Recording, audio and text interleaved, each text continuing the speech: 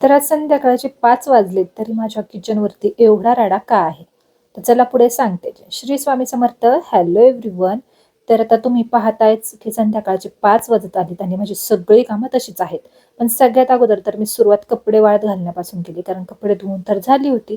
पण म्हटलं चला कपडेच पहिल्यांदा सुकवायला टाकते. मग कपडे मी पहिल्यांदा सुकवून घेतले आणि मग आले किचनमध्ये.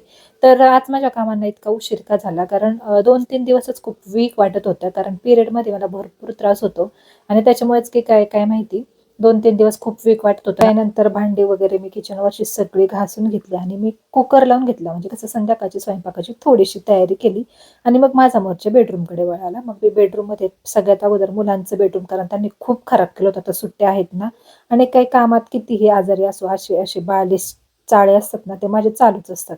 आणि मग थोडंफार मुलांचं बेडरूम मी आवरून घेतला आणि त्यानंतर आमच्या पण बेडरूममध्ये बऱ्यापैकी पसारा म्हणजे कपड्यांचाच होता. मग ते देखील आवरून घेतलं आणि मग घरं वगैरे सगळी स्वच्छ केली. म्हणजे झाडून फरशी म्हणजे सगळंच करून घेतलं. कारण म्हटलं म्हणजे संध्याकाळी कसं स्वयंपाक करायला पण आपल्याला इतकं काही वाटत नाही. एक दिवस जरी घर झाडलं नाही, तरी इतका कचरा कुठून येतो हे मला आजपर्यंत समजलं नाही. आणि मग त्यानंतर डायरेक्ट संध्याकाळची भाजी वगैरे केली आणि ही सासूबाई पण आल्या होत्या, तर त्यांच्या बहिणीकडे गेलत्या. त्या आल्या, मग त्यांनीच मेथीची भाजी आणि छान गरमागरम भाकरी केली आणि मग आम्ही संध्याकाळी छान जेवण केलं. तर बटाट्याचा छान असा रस्सा केलता, जो की माझ्या नवऱ्याला फार आवडतो. रस्सा, भात, भाकरी असं आणि मग मेथीची भाजी आणि भाकरी. तर मस्त आम्ही जेवण केलं. तर चला तुम्ही लाईक करा, Instaवरती पाहत असाल तर फॉलो करा. अशाच प्रकारचं डेली रुटीन काही काही वेगवेगळ्या रेसिपी मी तुमच्याशी शेअर करत जाईल. तर चला पुन्हा भेटूया पुढच्या व्हिडिओमध्ये. बाय.